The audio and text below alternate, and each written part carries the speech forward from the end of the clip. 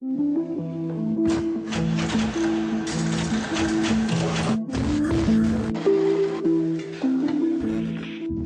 Shell, we believe the world needs a broader mix of energies.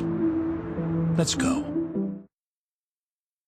The Department of Veterans Affairs is facing allegations of misconduct at its hospitals across the country. But now, for the first time, Albany's VA Medical Center is drawn into the scandal. Steve Flamish is here with our top story. Good evening, Steve. Jim, good evening. It's a claim of retaliation against someone who says she was standing up for patients' rights. A nurse manager at the Albany Stratton VA Medical Center says 2 doctors in the psychiatric ward broke policy last year by keeping a female veteran, a victim of sexual assault, in restraints for hours on end.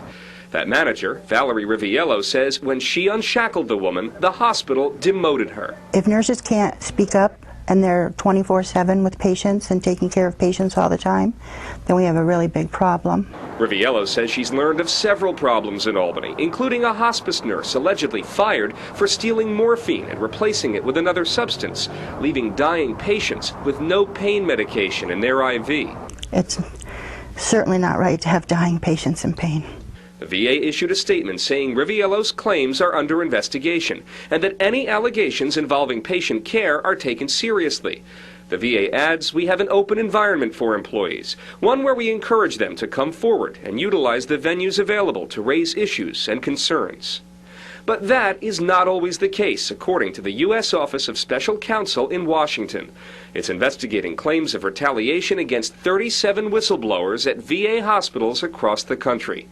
Valerie Riviello is one of those 37, and she says it's sad to see this happen. It's a pretty pervasive VA problem. I think that it's a problem with lack of oversight and not very good integrity. Riviello has retained the services of the Tully Rinckey law firm in the hope of getting back her old position. She says she's received hundreds of Facebook and text messages, even letters slipped under her office door by nurses telling her they are behind her.